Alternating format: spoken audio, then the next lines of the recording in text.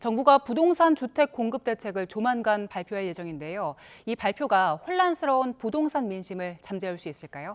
부동산부터 증시까지 이정환 한양대 경제금융학부 교수와 함께 짚어보겠습니다. 어서 오세요. 네, 일단 부동산 이야기 하기 전에 미국 물가 이야기 먼저 좀 짚어보겠습니다. 7월 소비자 물가가 발표됐는데 일단 상승하긴 했지만 두 달 연속 그 상승세는 둔화가 됐거든요. 간단하게 결과 먼저 짚어볼까요? 미국 소비자 물가 지수가 전년 대비 3.4% 성장을 했고요. 그 이야기 어떤 거냐면 이제 시장에 부합하는 정도의 성장이었다 말씀드릴 수 있을 것 같습니다.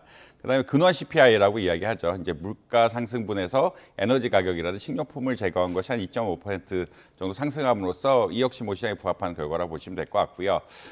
사람들이 이제 시장에서 인상적으로 본 건 어떤 거냐면 에너지 가격이 조금 떨어지고 있다라는 이야기거든요. 그러니까 지난달에 비해서 한 1% 정도. 사실 7월에 어떤 미국과 이란 간의 어떤 관계들이 또 어려워지면서, 그러니까 미국 이란 전쟁이 있어서 관계들이 이게 해소가 안 되면서 흔히 말해서 유가가 좀 상승하는 경향들이 있었는데.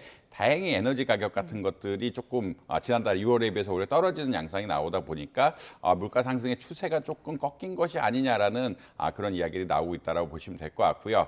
주거비 같은 경우도 이제 지금 물가 상승이 한 3분의 2 정도를 차지하면서 큰 역할을 하긴 했는데 이 중에 숙박비, 뭐 호텔이라든 이런 쪽을 차지한 숙박비 같은 것들이 좀 떨어지면서 이 상승세를 좀 줄이고 있다. 그래서 이제 추세적으로 더 오르지는 않을 것 같다라는 기대감들이 조금 형성되고 있고 그 기저에는 아무래도 에너지 가격의 어떤 인상 속도 둔화. 물론 작년보다는 14% 이상 올랐는데 에너지 가격이 전월에 비해서는 떨어지고 있다 보니까 그런 기대감들이 좀 형성됐다는 말씀 드려야 될 것 같습니다. 네.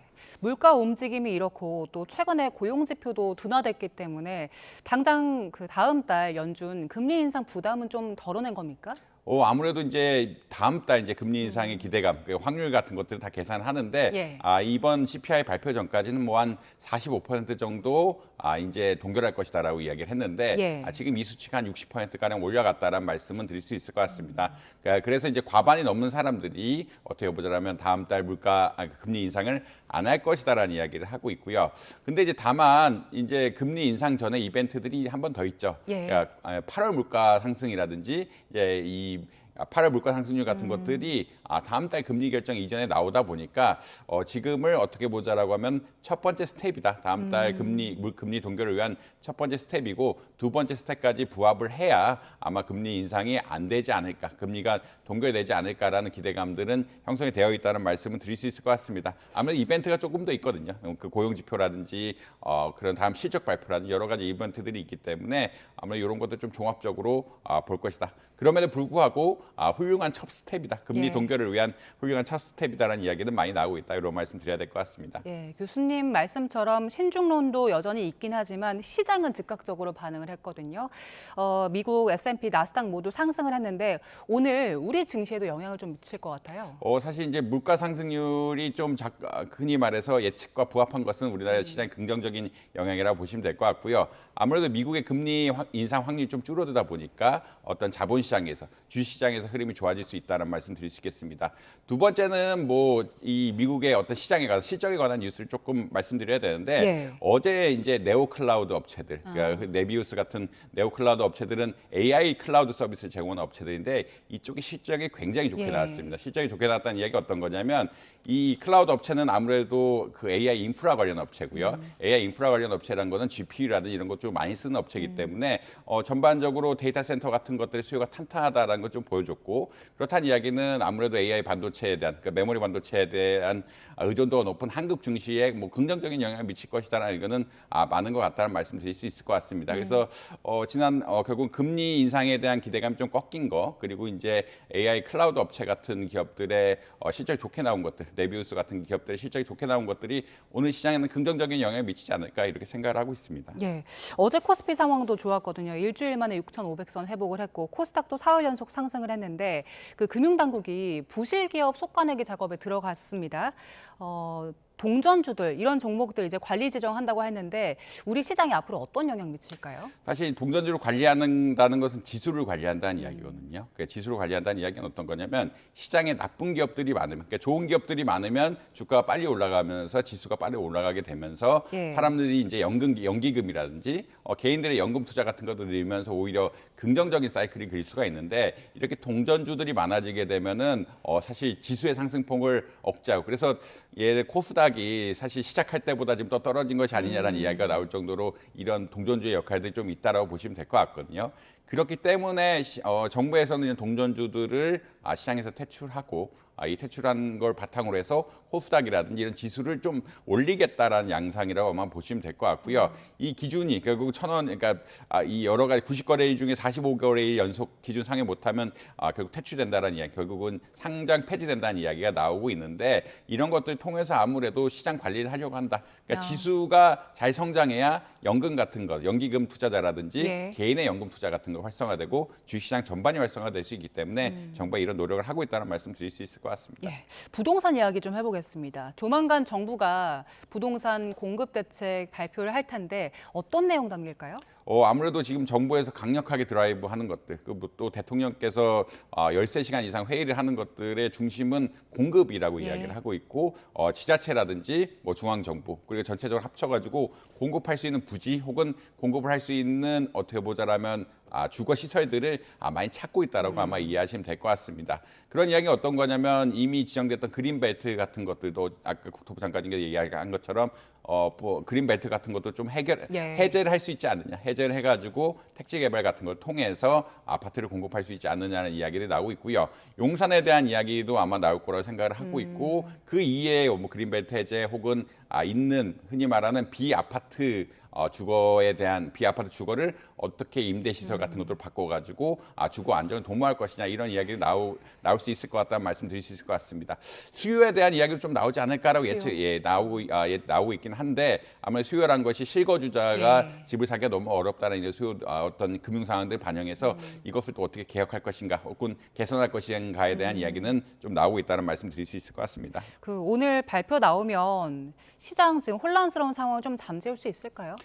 아무래도 이제 공급 대책의 규모가 중요한데 사실 이제 전통적으로 한국 정치, 그러니까 한국의 경제 방향에 따르면 대형 택지 개발을 굉장히 위주로 선호하거든요. 그러니까 부동산을 안정시키려 그러면 대형 택지 개발, 흔히 말하는 신도시 같은 것들 개발함을 통해서 민간 분양을 공급하고 민간 분양을 통해서 주택 가격을 안정시키는 이런 사이클을 보통 그렸는데 그 정도로 할 규모가 나올 것인가에 대해서는 조금 의구심이 든다. 그러니까 이제 왜냐하면 결국은 많은 방향이 우리나라 주택 제도라든지 선분양 제도라는 것들이 결국은 이 대형 택지 개발에 굉장히 특화된 제도들이거든요. 그런 제도들을 활용해서 택지 개발들을 하고 아파트를 많이 지은 것이 여태까지였는데 그런 정책까지는 가기가 좀 어렵지 않을까라고 많이 예측을 해서 시장의 기대감 혹은 시장이 원하는 정도의 공급을 이번에 맞출 수 있는가에 대해서는 조금 의구심이 드는 것이 사실이다. 물론 이제 당연히 공급 대책이라는 것이 효과가 있을 거라고 생각을 하지만 전통적으로 역사적으로 흘러온 한국의 어떤 택지 개발 방식하고 아파트 개발 방식하고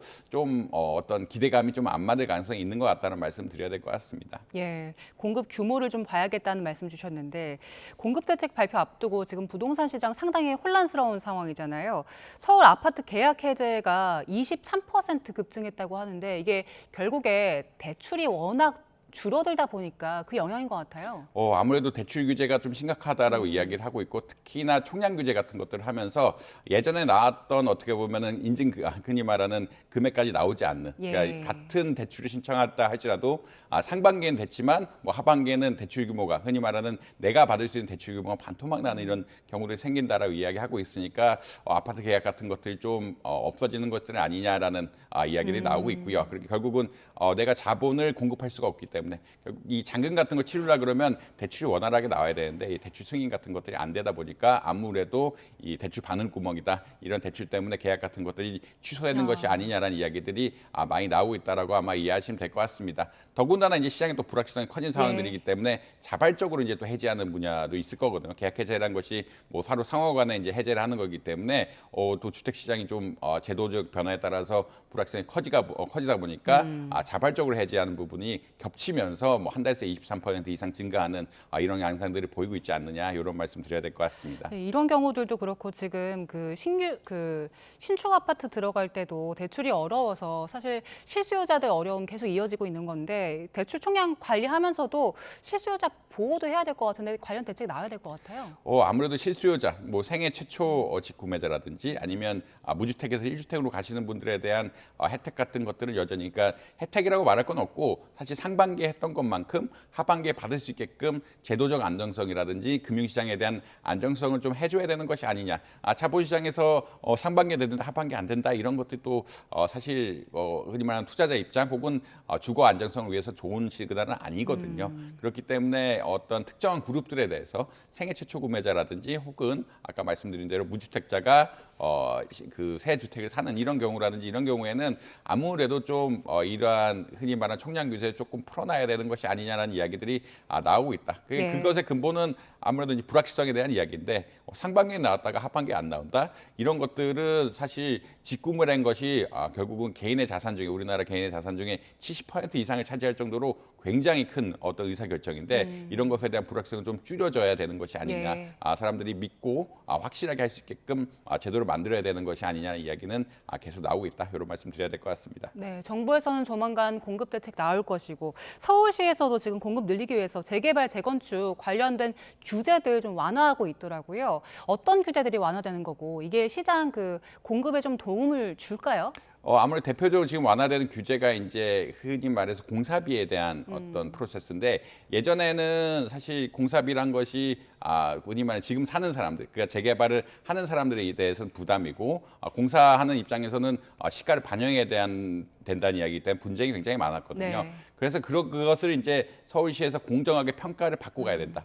이런 중개 기능을 해서 공정의 평가를 받고 가야 된다는 이야기가 있어서 그런 공정한 평가 프로세스, 감정 평가를 받고 가는 공사비에 대한 감정 평가를 받고 가는 프로세스들이 있었는데 그런 것을 빼겠다라는 이야기는 나오고 있습니다. 그게 뭐 보통 2달, 석 달 이 정도 걸리면서 공사를 지연하는 주요 요인으로 꼽혀왔기 때문에 공사비 분쟁을 막는 공식적인 프로세스를 좀 없앤다라는 이야기가 나오고 있고요. 예. 뭐 관련해서 이제 재개발 조합 같은 것들을 좀 어떻게 보면 좀 쉽게 집을 짓게 할 수 있는 여러 가지 제도들이 나오고 있다라고 이야기는 하고 있는데 결국은 서울시가 하는 대책들은 재개발의 속도를 빠르게 하는 이런 제도라고 아마 이해하시면 될 것 같고 그런 과정 속에서 뭐 2달, 한 달 정도 걸리는 프로세스 그리고 조합의 역량 같은 것들, 조합의 권한 같은 것들 강화해서 좀 빠르게 재개발 진행하려고 하고 있다 이런 말씀 드려야 될 것 같습니다. 예, 마지막으로 청년 실업 문제도 좀 짚어보겠습니다. 지금 청년 취업자 수가 45개월째 감소하고 있는 상황인데 그러다 보니까 이게 구조적인 문제가 되고 있다라는 분석들 이어지고 있습니다. 이제 해법 자체도 좀 경제 문제 넘어서 큰 틀에서 봐야 될 것 같은데 어떻습니까? 사실 이제 청년들이 가고자 하는 일자리는 정해져 있거든요. 그러니까 크게 말해서 중견기업 이상의 어떠한 기업을 키우는 것들, 그쪽의 기업을 가면서 장기적으로 안정적인 일자리를 원하는 것이 사실이고요. 근데 이제 이쪽 기업들이 지금 성장세가 둔화되다 보니까 아무래도 좀 청년 기업들이 청년 인력들을 뽑는 경향들이 좀 줄어들고 있다. 예. 뭐 그런 말씀 드릴 수 있을 것 같고 아무래도 경력직 선호 형상 같은 것도 굉장히 늘어나고 있다는 말씀 드릴 수 있을 것 같고요. 그렇다는 이야기는 어떤 거냐면 결국에는 이 고용의 주체는 기업이기 때문에 기업의 성장세를 빨리 하거나 혹은 큰 기업들이 더 커질 수 있도록 하는 여러 가지 규제 완화 같은 것들이 좀 뒷받침돼야 된다. 결국 그 청년들이 선호한 기업들은 상당 부분 정해져 있고 빠르게 성장하는 기업들이라든지 혹은 대기업 혹은 중견기업 이상 300인 이상 기업들을 선호하기 때문에 이런 선호하는 기업들의 크기를 많이 넓혀야 되는 것이 아니냐. 그런 것은 결국은 규제 완화라든지 뭐 세제 완화 이런 것들이 뒷받침돼야 되는 이런 상황들이다. 이런 말씀 드려야 될 것 같습니다. 예, 알겠습니다. 지금까지 이정원 한양대학교 경제금융학부 교수와 함께 여러 가지 경제 이슈 짚어봤습니다. 고맙습니다.